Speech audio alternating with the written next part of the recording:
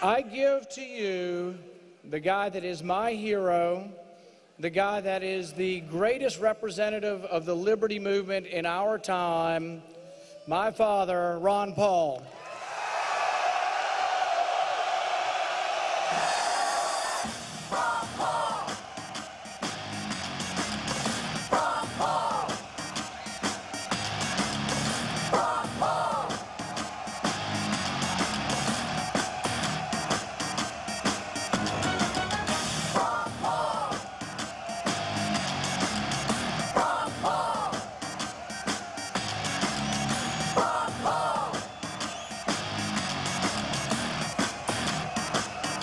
Thank you very much.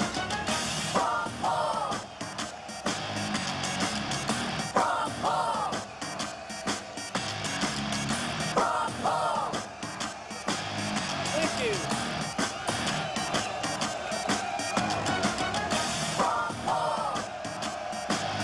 Thank you, everybody.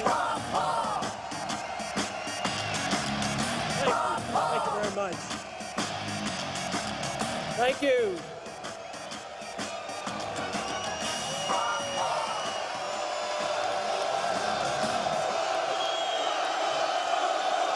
Thank you, thank you.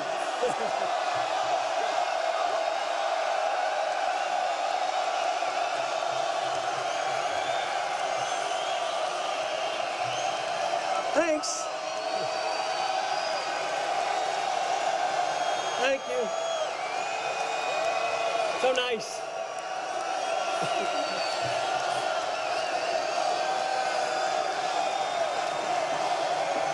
Thank you, thank you.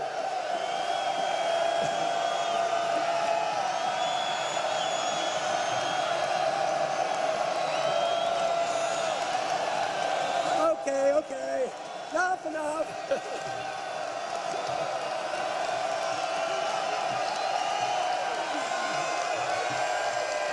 That's very nice, very nice, very nice. Thank you very much. Is there anything left for me to say? Oh, this is wonderful. It's wonderful to be among friends with my family, and for a good reason, to promote the cause of liberty in a revolutionary spirit. Thank you very much for being here.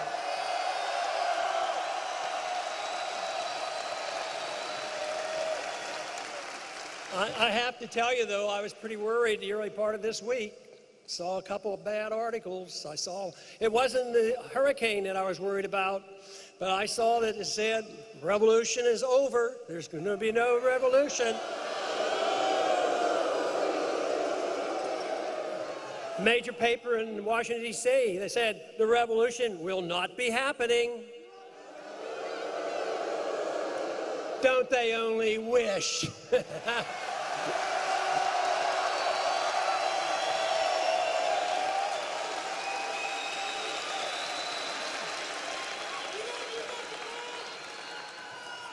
But it is so great to come together for something so important. You know, a lot of people say today is a very important day, and I think it is. Our events today, to me, very important. And they say that this convention, very important this week, and indeed it is. And this election is very important. But let me tell you, there's something even more important than all of that, and that is the cause that we're leading and the cause of liberty, the ascension that we're getting right now.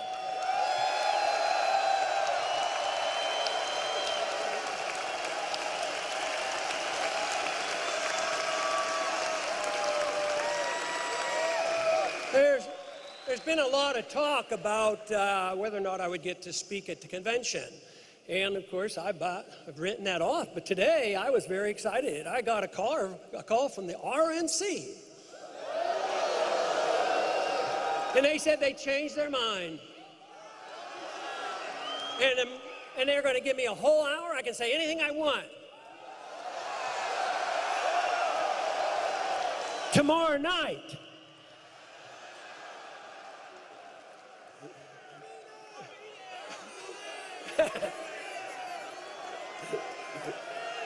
Just kidding, just kidding. First off, I really want to recognize our delegates, hundreds. I don't know how many, but thank you, thank you.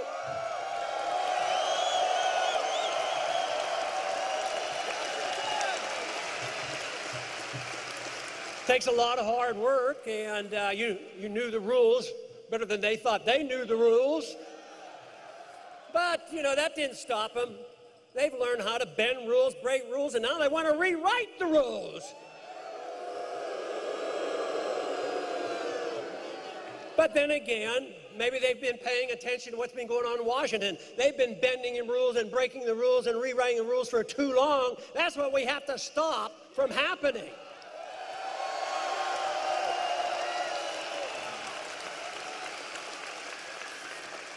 You know, people at the convention were worried just how much trouble we would cause, and you generally have known what my advice is. Just stopping something for the sake of stopping doesn't achieve a whole lot, so I've been a little bit cautious.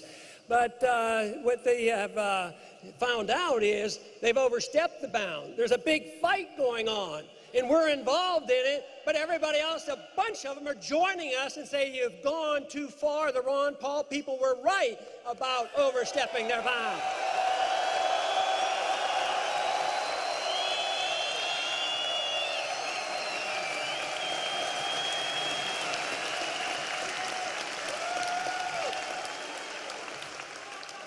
You know, it's just been great, the experience I've had these last 5 years, and it's been a very important time, not only for me personally, but I think for the attention that we're getting. Now, I have received a lot of compliments about it and given some credit about it, but I tell you what, it takes you, it takes a lot of other people. There's been a lot of things going on for decades, and it's coming about. It's coming about. Not so much, not only because I believe we're right on the issues, but what is coming out right now is proof positive that their philosophy of government, whether it's foreign policy, monetary policy, or economic policy, is failing, and they need something different.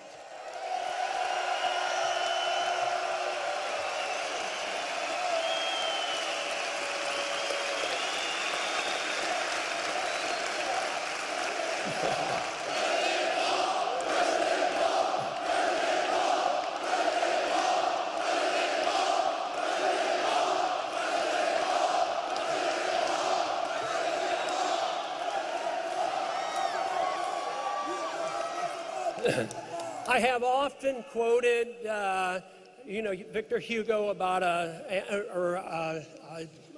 Samuel Adams about an irate, tireless minority, and bringing about changes in that way. But ultimately, that minority is irate and tireless, and they, you know, light the fires of liberty in the minds of men. Yes, that's important, but ultimately, numbers do count. And even numbers do count when they don't count all the votes as well, because we do have the numbers.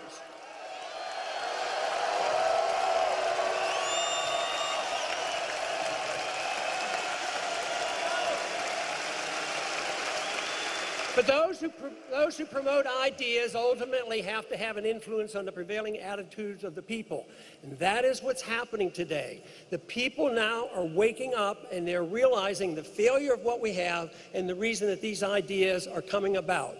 Now, in this primary, we had close to 2 million votes. They say, oh, yeah, there's 2 million votes. That doesn't swing an election, You know, it's no big deal. But guess what? For every vote that we got in the primary, let me tell you, just from my personal experience of traveling around the country and meeting people at airports and wherever, the support out there is much, much greater, and they don't feel comfortable coming to a Republican primary. So the support there, I would say, to be 2 or 3 times as much as the number of votes we got in the primary.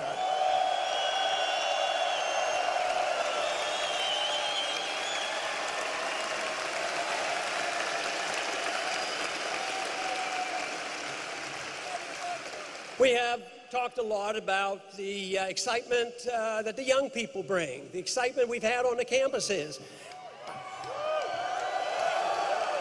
I asked somebody on the staff after the last campaign event on a college campus, I said, how many campuses did I go to?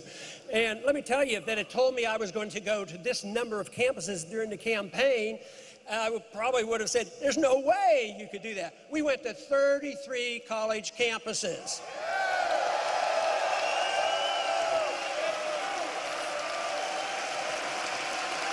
talked to close to 150,000 young people, enthusiastic. Were they the conservative college campuses, or were they the liberal college campuses? No, they were all the college campuses. They welcomed us.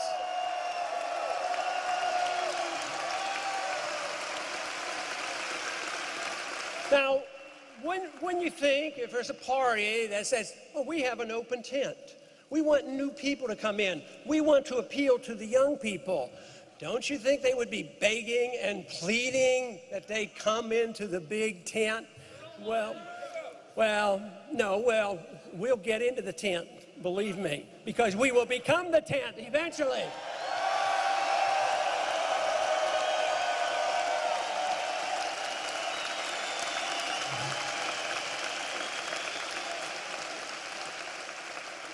Once they know we are the future, they will know about this. But the young people certainly have the enthusiasm.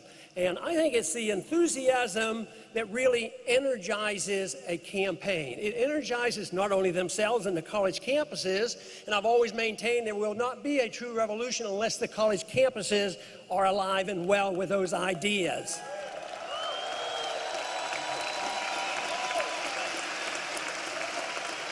But there has been so many times that the young people, not only those of voting age, but sometimes 13 and 14 and 15, they bring their parents to the office and have them converted into believing and understanding about what liberty is all about. Young people energize a lot of other people and give the energy to the remnant who are with us already. So this to me is exciting with the energy that we have. It seems to me that they would be begging and pleading for us to come into the party.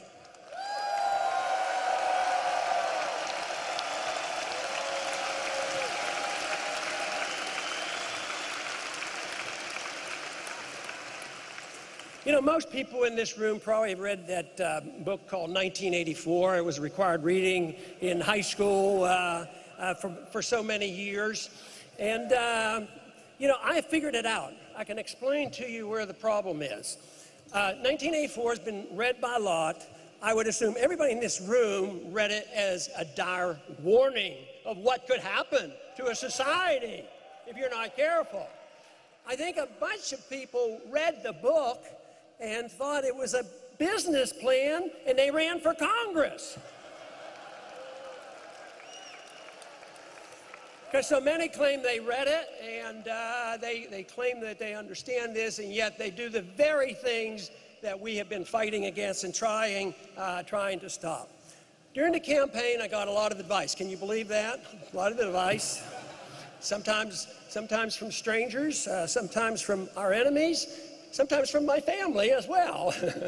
But no, but the advice that came up from the very well-meaning individuals who were in the category of maybe mainstream Republican. And they would come up and say, Ron, we really like you. We like what you're doing, and we like what you're saying. But if you would only do one thing, if you would change one thing, boy, you would really have a lot more success. You need to change your foreign policy.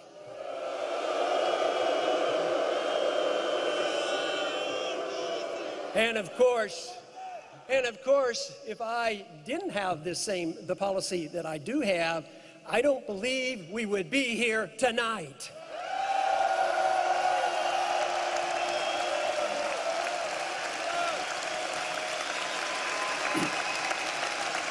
And this is something they obviously do not understand.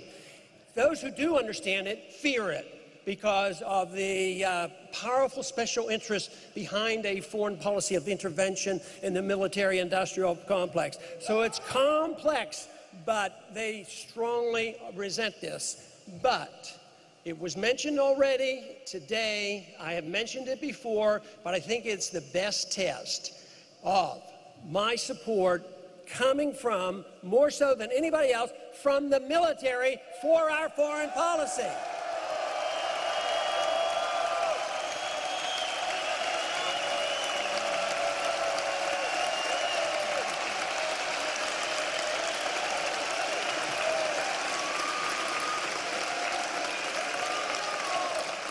The subject of monetary policy, of course, comes up frequently in Washington on our committee, but off and on over quite a few years. And the question has always been, what are we going to do with the penny? You know, they want to change it to steel, but they can't even afford the steel. If you have a steel penny instead, we're off the gold, off the silver, we're off the copper standard, now we're on the zinc standard, we can't even afford a zinc penny, so that now they want to make them out of steel, but the steel, by the time you pay for labor, it costs more than a penny to make a steel penny.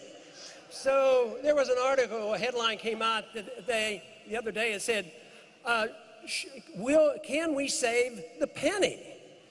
And I got to thinking, well, they don't understand monetary policy or they wouldn't be talking that way. The bigger question that we will be forced to face is, can we save the dollar?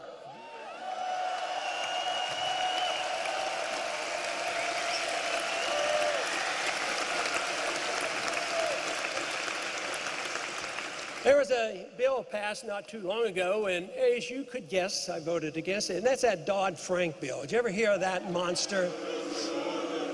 In that bill, they gave more power to the Federal Reserve. They created a board, a Consumer Financial Protection Bureau, protect all the consumers.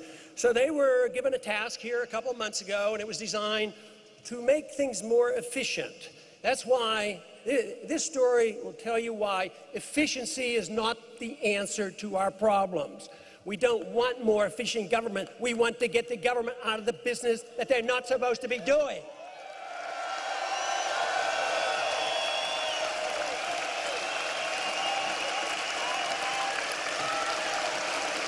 But this new Consumer Financial Protection Board was given the task of simplifying the applications for a mortgage loan because it's complex. And now they're more complex because they had a bubble and they don't know where the bubble came from because it was probably because they didn't fill out enough forms. So they said, what we need to do is simplify these forms. So they went to work, and indeed, they came up with the solution. They provided the solution.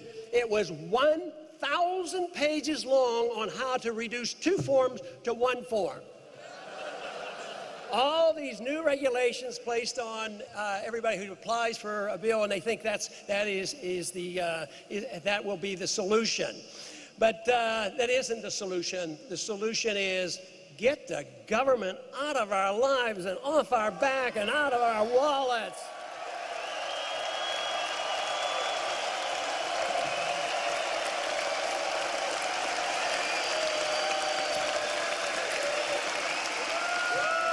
Now, if we are serious, and when we have the clout, what we do is we don't tinker around with 1,000 pages to simplify things. What we do is we repeal Dodd-Frank is what we do.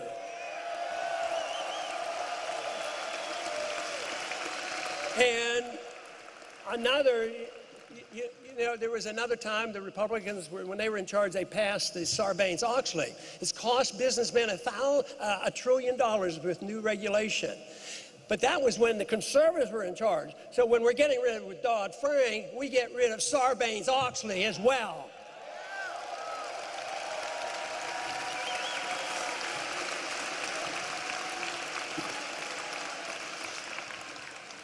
I am convinced that we're living at a time that an era is ending, and this is significant because you can be depressed at times when you look at what's happened in Washington. You work hard, you come close to victories, you don't have real victories, and it goes on and on. You said, this is too overwhelming, and Washington is responding too slowly.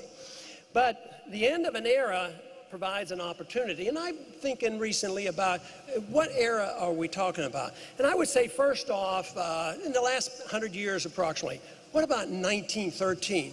That was a beginning of an era. That was a beginning of a time where they said, you know, with the income tax and a new foreign policy, we're going to make the world safe for democracy, and we're going to have a war to end all wars, and we're going to have a Federal Reserve that's going to get rid of the business cycle, on and on. We were going to introduce this wonderful era. Well, guess what?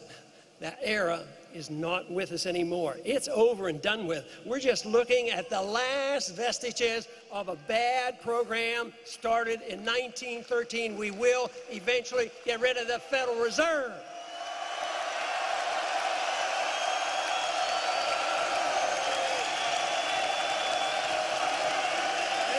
End it.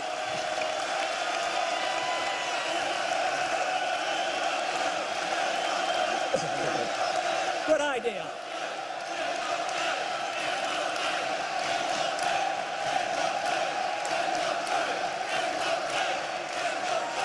Also at approximately that same time, something else was started, and that was the domination or the oncoming of communism, 1917. The Bolsheviks taking over, and communism was a panacea. It was all done with good intentions. You take care of the people, all those wonderful promises. Well, communism lasted 74 years. It dissipated between 1989 and 1991. People don't talk too much about communism anymore. At the same time, communism brought about is hard to count when it gets up into the hundreds of millions. It is estimated that positively 200 million people died by people who were able to put bad ideas out on the table and look at the tragedy of what happened. That era is over and done with. We are not going to see the world go back to that type of a program again.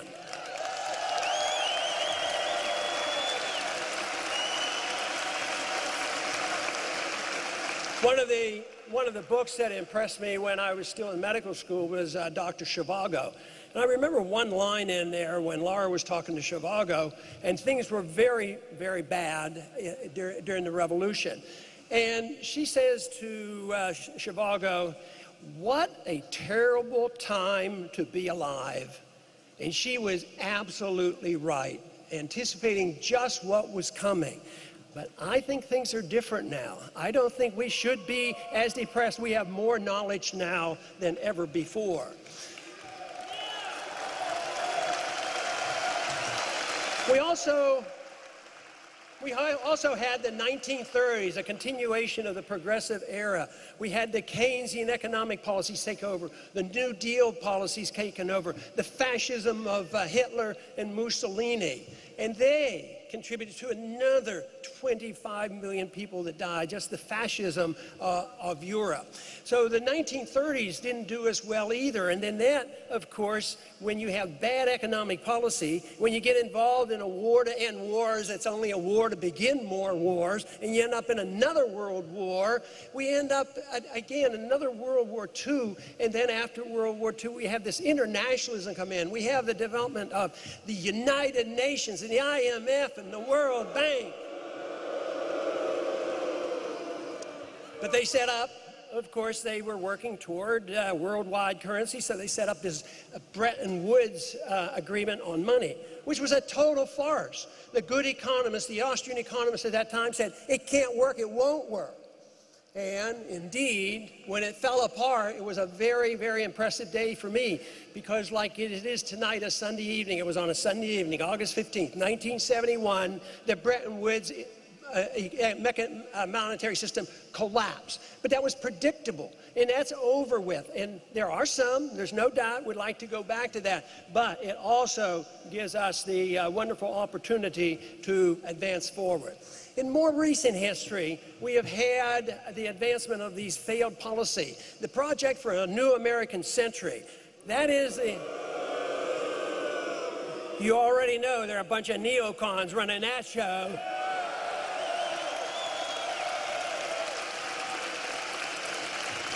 They actually opened up an office in 1997. They closed their office in 2006.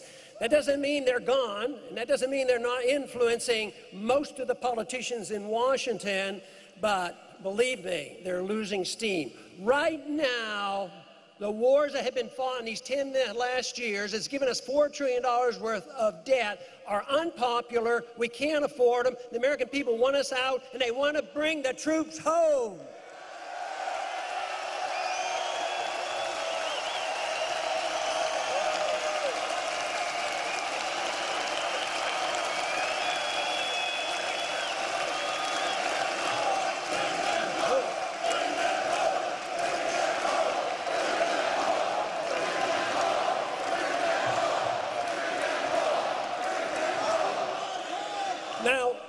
If they don't listen to your shouts, and if they don't listen to common sense, they're going to listen to the facts of life. And the facts of life is we can't afford it anymore. The Soviets didn't leave because they had an enlightenment. They left because they were broke. And they so foolishly got bogged down in Afghanistan. So why don't we wise up and just take care of ourselves and defend our country and not be the policemen of the world?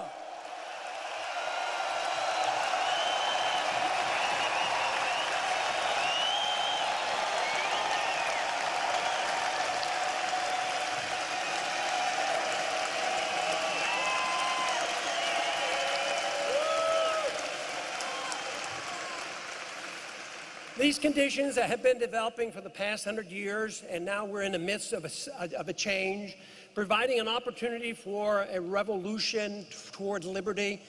This has provided some very serious problems for us. It will not be smooth sailing, but there's reason to be optimistic that we can have great achievement.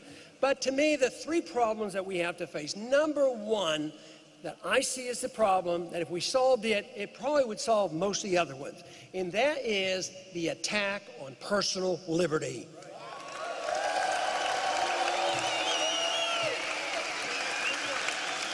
If people truly understood what personal liberty means, that you have self-ownership, that you have a natural God-given right to your life, therefore you have a right to your liberty, and we defend all life and all liberty regardless of our judgment about how people are using that liberty, then we would have the natural sequence of saying, if that is the case, you have a natural right to keep the fruits of your labor, and all of it.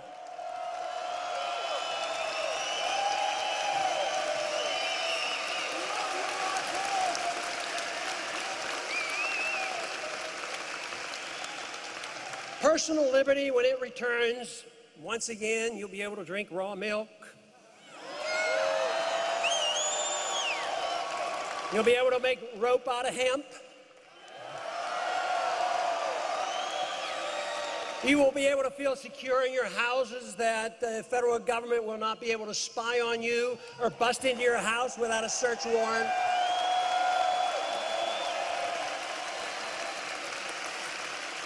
You will be allowed, without a government permit, to buy nutritional products when you please and what you please.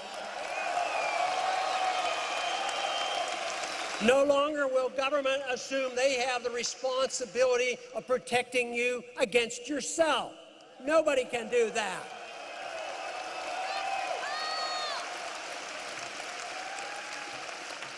The emphasis will no longer be on economic and personal security. The government will take care of us, but it will be emphasizing the government is there to protect our liberty. You know, they can give us security, you know, whether it's economic, which always fails, or whether it's personal security. But you will become, if the government said we can provide you perfect security, isn't that what we do with animals that we breed to raise up and eat? I mean, this is what happens. They're secure. You put them in cages, or you put them in fields, you fatten them up, you take care of them. They have all the food they want and the best nutrition until it's time to butcher. And this is safe. So what you want is liberty. You don't want this false sense of security that governments cannot give you.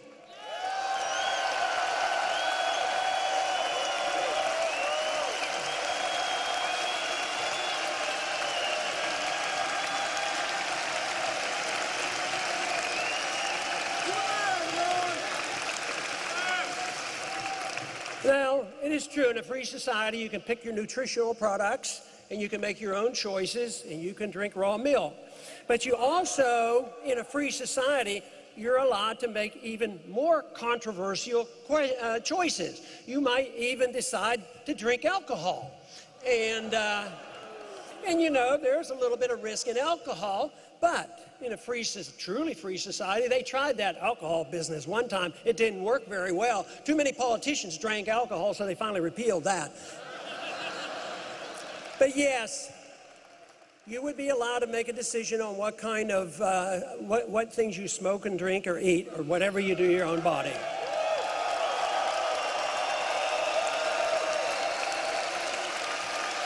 Now, course, the argument is what would happen to the world if they had freedom of choice to imbibe drugs and all these dangerous things? Well, why don't you go back and look at early American history up until about 1938 and find out how many people were using these drugs in the 19th century. So once again, it's who gets to make these decisions. But the hardest thing for some people to accept, both liberals and conservatives, on this issue of tolerance of your freedom. Yes, we want you to have your freedom, we want you to make your own choices, and we're not going to tell you that you can't make bad choices. People say, well, doesn't that mean you endorse it? What if people drink too much or smoke too much into making their own choices? Well, there's one rule. They have to assume the consequences of their actions totally and completely.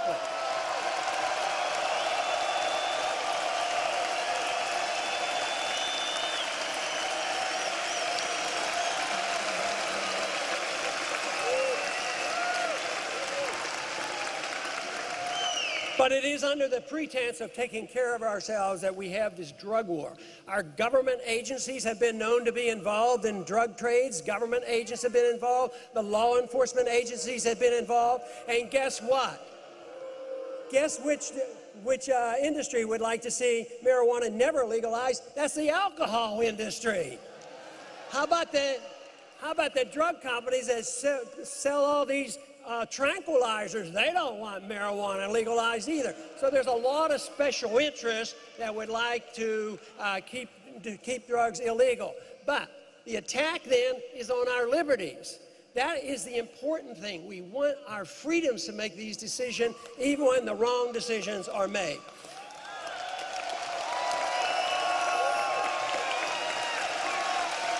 Now,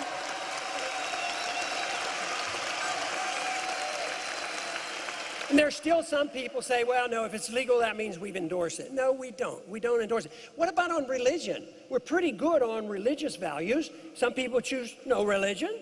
Some people pick different ones, 10, 20, 30, 50 different kind of religions.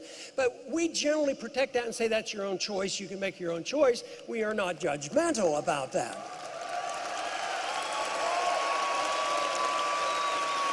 And we're pretty good, but we're getting, we're getting sloppy on it to protect your intellectual freedoms. Now that they want to regulate the internet and arrest people for saying things, this is where we're going to have to be very careful, because when the state feels like they're under attack, probably the first freedom they get rid of is freedom of speech. Ideas, spreading ideas. That is why our ideological revolution has to pursue, and it has to pursue quickly before they take away our ability to communicate. But it's the ideas that changes the world, so that is why the First Amendment is so crucially important.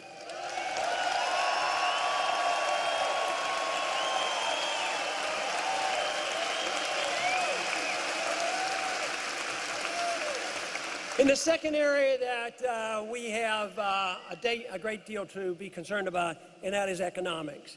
We're in an economic mess. It's very, very bad.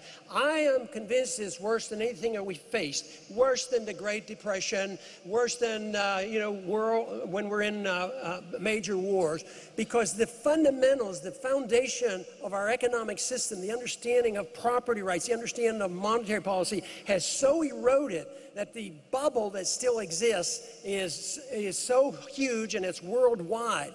So when we see hints of this breaking apart, in Europe, or what's going to happen, to the euro and the European community, and what's going to happen to us, well, generally so far, with our Federal Reserve and our Treasury, and so far our Congress, it says, well, we better be in Europe because our bank's over there, and we don't want to let everybody fail, so we have to keep bailing them out. And I would say that eventually is going to bring the downfall of the dollar and the downfall of the economy, which means that there will be more excuses for them to crack the whip and crack down on our civil liberties. This is why understanding civil liberties, individual rights, are so crucial in tying it in to monetary policy and property rights, because we cannot allow that to happen.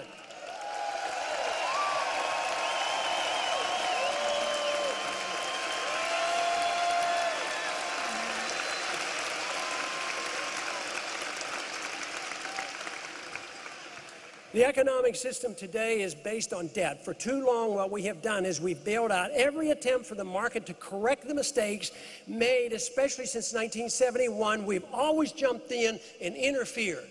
That is, we spent more money, printed more money, lowered the interest rates, and there seemed to always be a response. Even though the statistics now are showing how devastating this economy and destruction of currency is. The average American family's losing. They know it. It's on the news this week, significantly. And that is a predictable event. Austrian economics teaches that if a government deliberately devalues and destroys the value of the currency, it will destroy the middle class and the wealth will gravitate to the wealthy. That is the reason monetary policy is important, and the reason that ultimately we get rid of the Fed.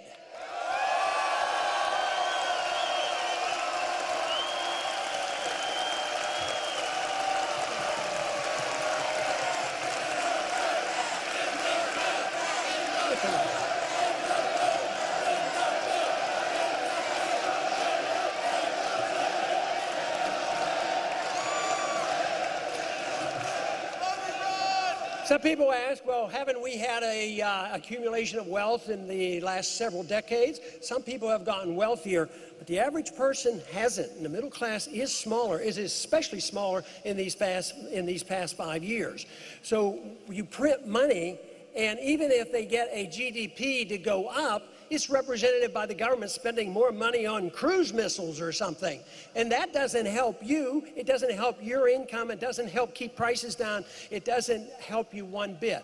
And it is so destructive because when the trouble comes and the Fed say, we are all wise, we know what interest rates should be, we know what the cost of money should be, and therefore we're going to make it free. And guess who qualifies? The big banks. And they get free money and they loan it back to the governments, and they buy the bonds, finance the political system, and they make a lot of money. But what happens to the average person who decides they need to be frugal? Times are tough. Spend less, save more, be prepared, take care of ourselves, act responsibly. Guess what? Instead of getting a market rate of interest, which very well could be 5, 6, 7, 8%, they get 1% or nothing. So it is so unfair, and once again, it is biased against the people, protects the big banks, the big corporations, and the politicians.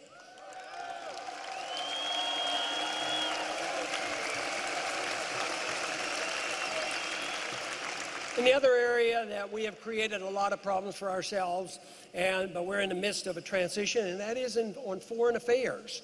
We're spread too far around the world. We're in 140 countries. We have 900 bases. They're preparing right now to go into Syria, and it probably won't be too long that we may well be in Iran. We don't need another war. We need less wars, and we need to quit.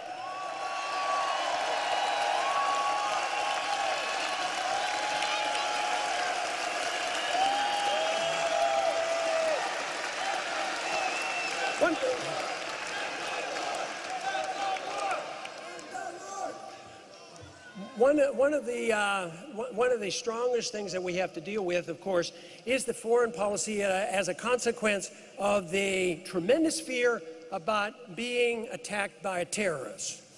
Now, terrorism is a serious subject to deal with, and if you understand the blowback mechanism, of course, we think we can do a whole lot to reduce the threat of terrorism. But right now, the threat of any of us being killed by terrorists is about 1 in 25 million. The odds of getting killed by a car is 1 in 19,000. Lightning, 1 in about 5 million. But guess what? If you're in the military and you have to go over and get involved in a shooting battle to save the world for democracy, make the world safe for democracy, and bring peace and tranquility to these countries, guess what? The estimates are, and there's no precise number, but it's somewhere between 2 and 20 per 100 people, like 2% to 20% that you will be killed by friendly fire. What a tragedy. And they think that we have to We have to have a drone warfare, constant. Every country, anybody who suggests they dislike us would try to send out drone missiles.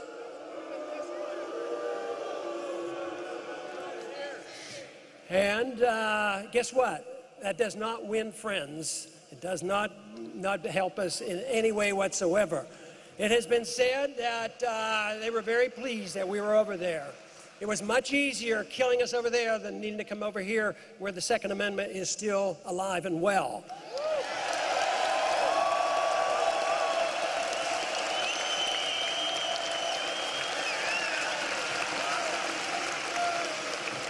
Now, in talking about foreign policy like this and emphasizing blowback, somebody rather nastily said the other day on the internet, and they said, oh yeah, if those Paul peoples had been in charge, Osama bin Laden would still be alive. But you know what I think the answer is? So would the 3,000 people from 9/11 be alive.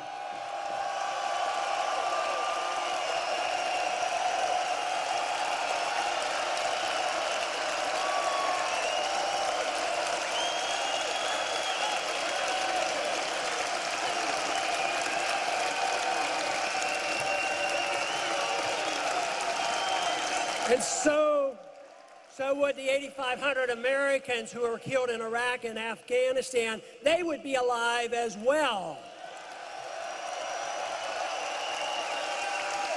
And also those 44,000 military personnel who have come back severely injured, they would not be suffering those consequences, and we wouldn't have hundreds of thousands suffering from post-traumatic stress syndrome as well as brain injuries. So I would say if you take that and add in $4 trillion, our side wins that argument by a long shot.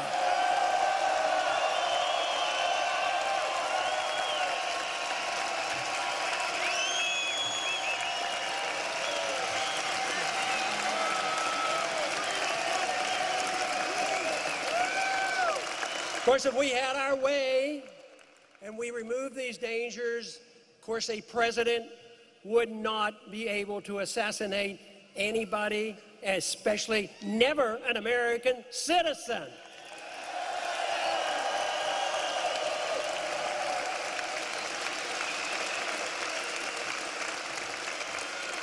Then, of course, if we have our way, we would repeal the provision in the National Defense Authorization Act.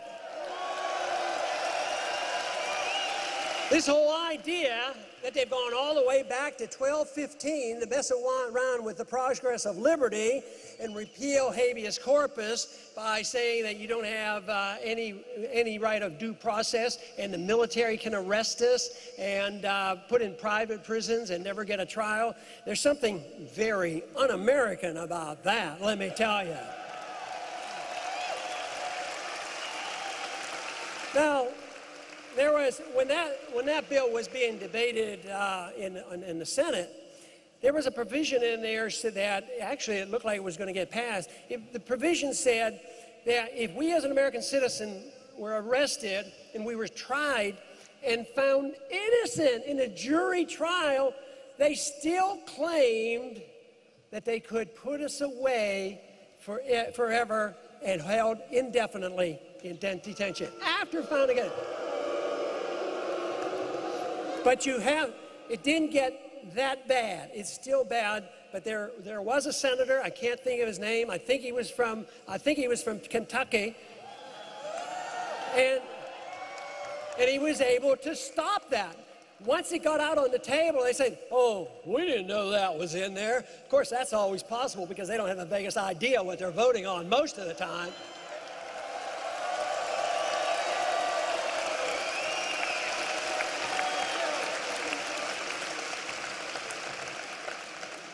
That is a problem, you know, there's a Read the Bills Act over there, and of course I think that's a proper thing to do. You ought to read the bill. But, you know, I have to admit, I haven't read all those bills. I mean, if they're 1,000 pages long, my staff has good instructions. They say they have an easy job. They say all they have to do is show me if it's unconstitutional. So a lot of times they only have to read the first page. And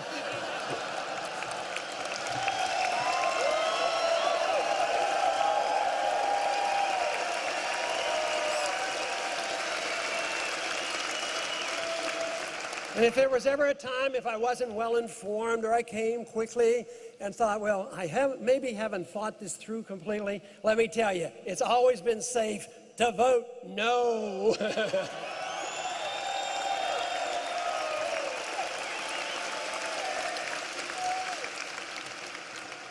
You know, I think the important thing that we know in this room, and the growing number of Americans are realizing, that the worst thing we can do is remain silent. How many times I've been to the campuses, I brought this subject up about military arrests and the problems that we're facing, assassination and torture and all these things. And I said, but how many times have you read it or heard about it on the evening news? I mean, it's almost like there's a silence out there.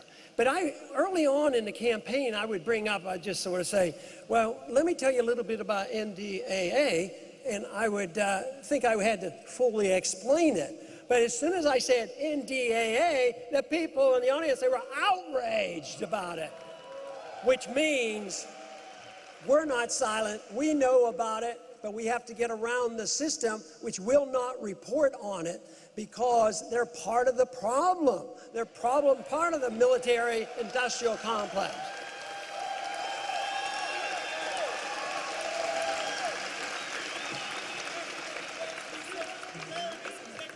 But another accusation that is made quite frequently at me and you is that we're not patriotic. Well, we do know the military supports this because they said that's un-American, you're not patriotic. But all our views are supposed to be unpatriotic. They hide behind this and patriotism is. But I have been taught and I have been convinced that patriotism is that quality that permits us in a free society to criticize our own government when they're wrong.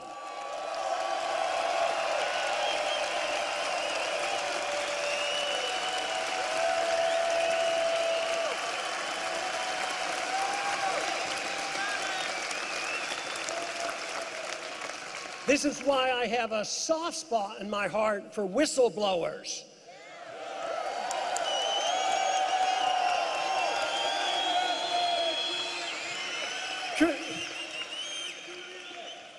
The whistleblower serves a very good function, but quite frequently, what are they accused of? Treason. Why are they doing this? Why are they releasing this information? So, Bradley Manning, you know.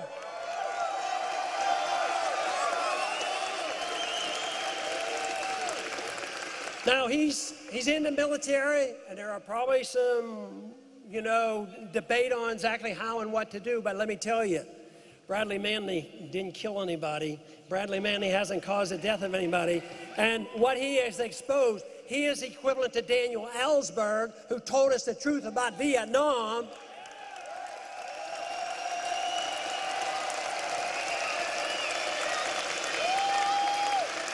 And when Daniel Ellsberg was under the gun, the government wanted to crack down on the exposure on the New York Times. The New York Times, printed the material that Ellsberg released, and that went to the Supreme Court. And Ellsberg did not go to prison. It was upheld, and New York Times did not suffer either the consequence of this. So we're at this point, but just think right now, I'm afraid that if we took a poll across the country, and they say, should we try Assange for treason?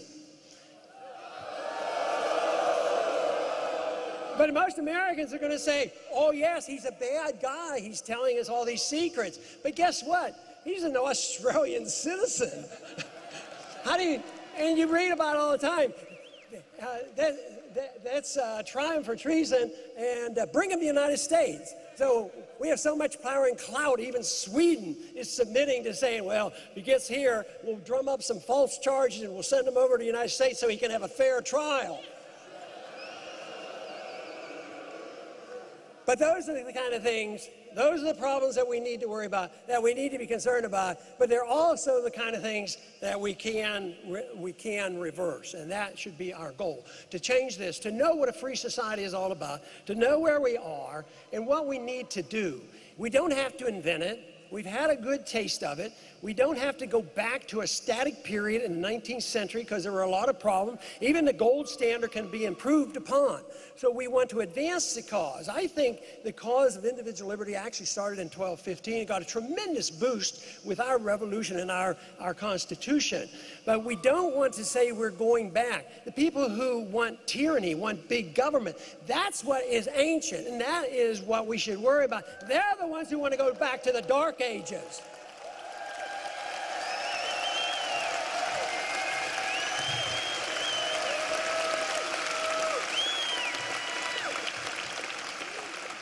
So how do we look at today, 2012? Do we look at it like 1913? Are we starting all over again and bringing in a new system? Is it 1917 with the Sovietization and the communization of the world? Is it the 1930s where we had so much fascism and Keynesianism and all the mess we have, and then the 50s and the advancement, or now are we going to have to live with the neocons? Or are we going to say we're living in a new era? We're going to start something different, completely different than all that.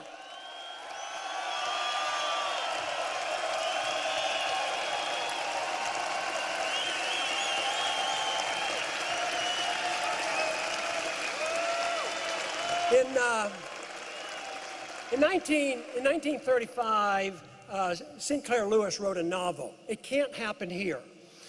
And that novel essentially was a warning because he believed it could happen here. It was an anti-fascist novel because he was very concerned about Mussolini and the Nazis. And his whole argument was that it can't happen here.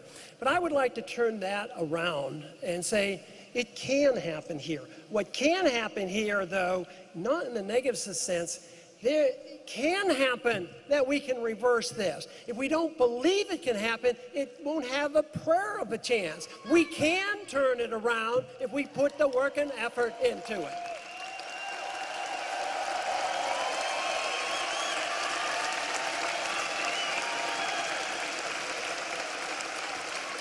Some people, will still be negative and they say, yeah, but how many times have you seen a revolution that really has turned out?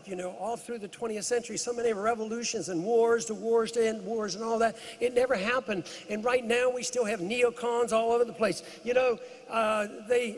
They aren't all in one party either. They're in both of the parties, and that's what we have to be challenged. But there have been times in our history where, in the history of the world, where there has been successes. In 1850, the British passed a law. It was called the Repeal of the Corn Laws. And it was an introduction into free market economics, repealing mercantilism and protectionism, and ushered in the age of the Industrial Revolution. And it was a difficult time. Peel, who was the representative, had this passed. He worked for many, many years, and it was finally passed. And it was smoothly. There were a lot of special interests involved, but it worked. It was smoothly, and they transitioned from mercantilism into a much better system. In 1919, they decided in this country that we were going to take care of the American people to make sure your habits, the American people's habits, were wise and frugal. And so they passed this prohibition of alcohol. And it was an absurdity. It didn't work. But what happened by the early 1930s? By 1933, the people rose up and said, this is ridiculous. Prohibition is bad. And they repealed prohibition. So someday we're going to wake up and say the same thing about all drugs and right now we're getting a lot more support for this. Repeal these drug laws, get rid of the crime associated with the drug law.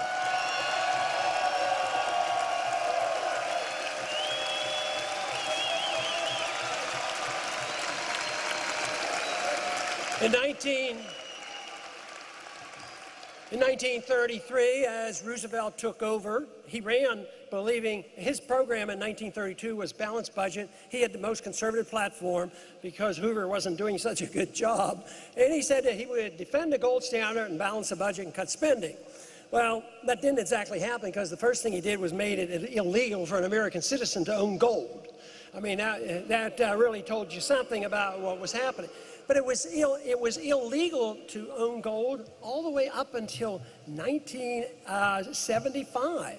So in 1975, why is gold illegal? And a law was passed, and we moved back in a direction, and the American people could own gold. It's a very important issue. In a free society, don't give up your right to own precious metal, and don't give up your right to own a weapon to defend yourself.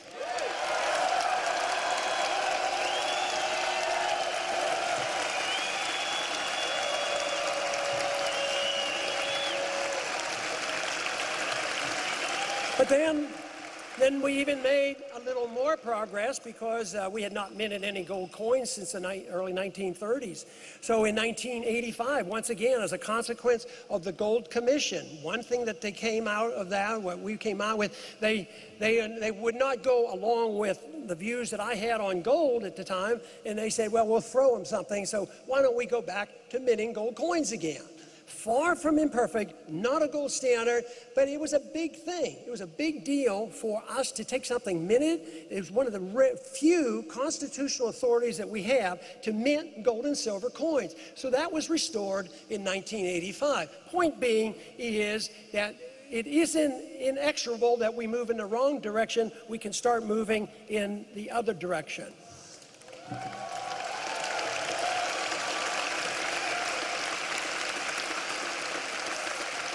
And even if you would have asked me 5 years ago that we would get the attention of the nation and we would get the attention of the establishment Republicans, even where they felt compelled to talk about it in the platform, that I never dreamed that we would get attention to probably 75% of the American people say the Fed ought to be audited.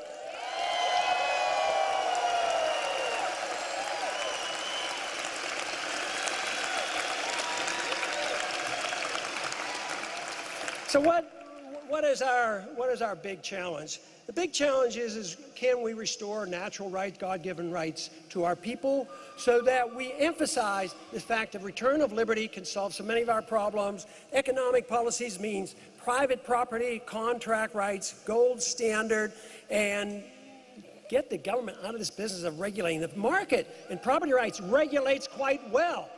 Under those conditions, guess what happens in a free market? They say there'll be no regulations. No, the regulation is if you go bankrupt and you don't get bailed out by the government.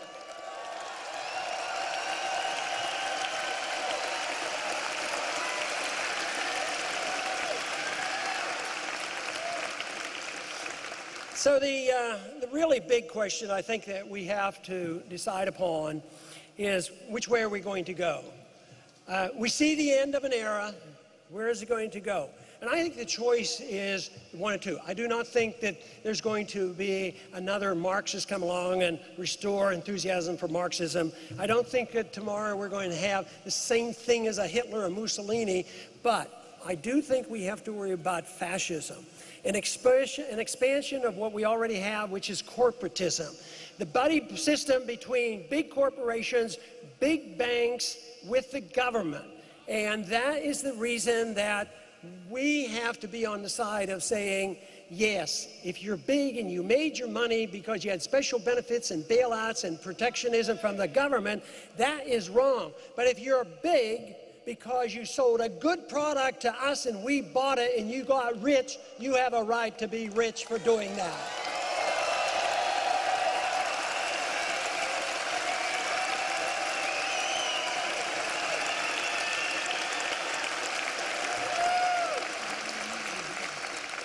We do know that ideas do have consequences, and an idea, as I've often said, as time has come, can't be stopped. I really believe we're here. I think we're here. They're not going to be able to stop us, but we have to learn to know how to spot the fluff, the baloney, and get rid of it. Don't listen to it. But you just can't hit them over the head with a 2x4. It seems like maybe that's the best way to do it at times. You know, some people some people claim that I have not been, and I don't express my outrage enough. You should be more outraged. Look at what they're doing to you. How did you ever put up with that? What did you do all this? Then they'll say to me, how did you ever put it up with this in Congress 30 years and you're not yelling and screaming? But have you ever thought about it? What if I became outraged at everything they did wrong? I'd have been worn out in about 5 years for sure.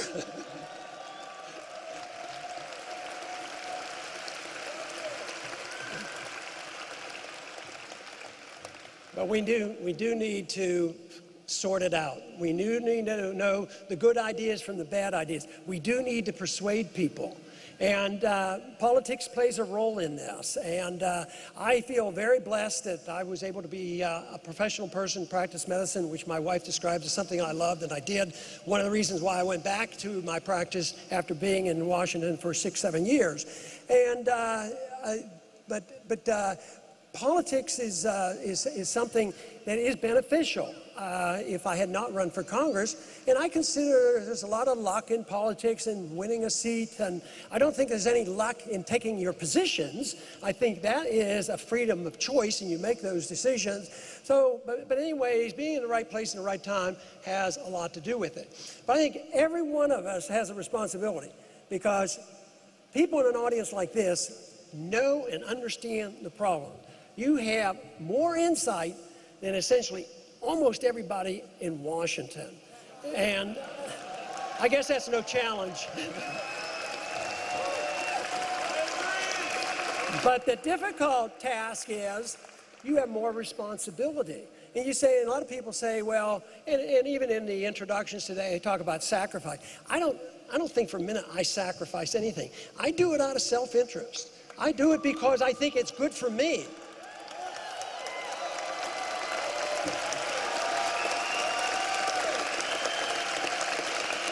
I do it because, well, I enjoy ideas. I enjoy sorting out right from wrong, good ideas and bad ideas. And there's some fun in it. I always advise, if you're in this business and you don't try to have some fun, like I hope we do the rest of the evening tonight too, is have some fun, then you're going to get worn out. But once you come to the conclusion that you put this whole thing together, personal liberty, property rights, sound foreign policy, monetary policy, and then there's an enlightenment. It comes and a light goes on and you say, wow, this really comes together. So out of your own self-interest, you spread this message, but you first educate yourself, study and learn how to give the answers. And you don't have to worry about what your job's going to be. If you know the answers and you speak out and you're available, somebody will use you. And it may be in politics, you may run for office, you may organize, who knows what it'll be. But the obligation is there. You have an obligation to do your very best to change this, because it's in your interest, in your family's interest, it's the interest of our country.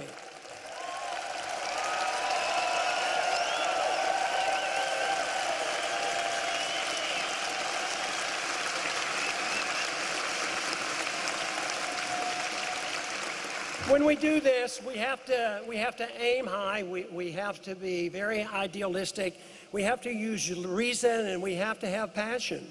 We have to have passion for this. This will convert people, rather than grabbing them by the collar and saying, don't you understand what I'm saying? Listen to me. Doesn't work, I'll tell you that. It just doesn't work. A soft answer sometimes is a lot better. A soft answer in Washington doesn't seem to help too much, but when you're persuading your friends, soft answers and discussion is a good way to convince people. This whole idea of describing it as a one unit, that you don't have economic freedom and personal liberty and they're separate, no, it's all one issue. And also, if they get very confused and they say, well, I don't quite understand that, just tell them, freedom is popular. That's the reason.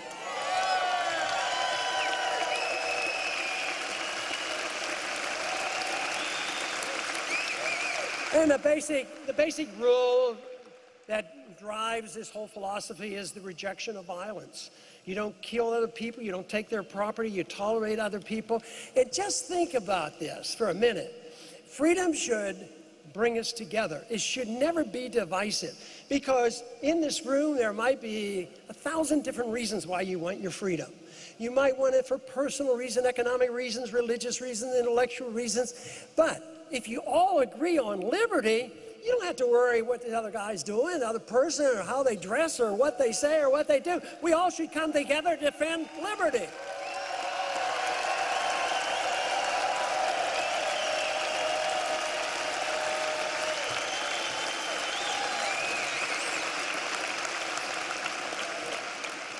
Giving up this initiation of force or violence is very important. And we live with a lot of violence, state violence, police violence, individual violence, and we're in a very violent culture. And I think it's a result, and this is my own theory, I think it comes from the fact that welfareism and socialism doesn't generate a sense of self-esteem. And it generates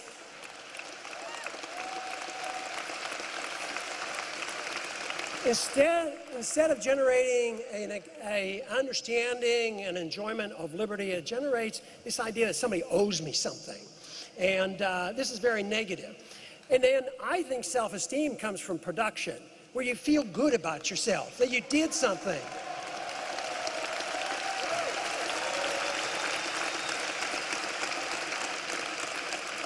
Now, some people can produce computers. There can be a Steve Jobs. I couldn't possibly be a Steve Jobs, but I bet his satisfaction came as much from producing things as it was for just getting another $1 billion.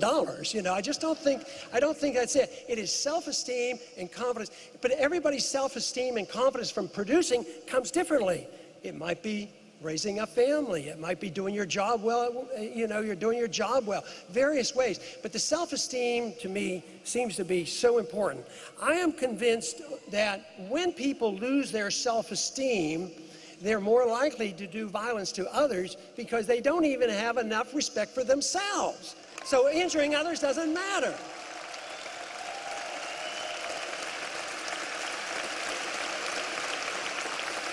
And maybe those who redistribute wealth suffer from that same problem. Oh yeah, superficially they want to redistribute wealth and take care of everybody, but they too might not have enough self-esteem to understand where it really comes from. My personal goal with my politics and my personal life is that a free society provides me an opportunity to seek virtue and excellence. And that should be a personal goal. And in doing that, it is better done in a free society. If the government takes over the rule of trying to make you a better person, an excellent person, and make you virtuous, it's all over. It's all over. That is the seeds of an authoritarian society.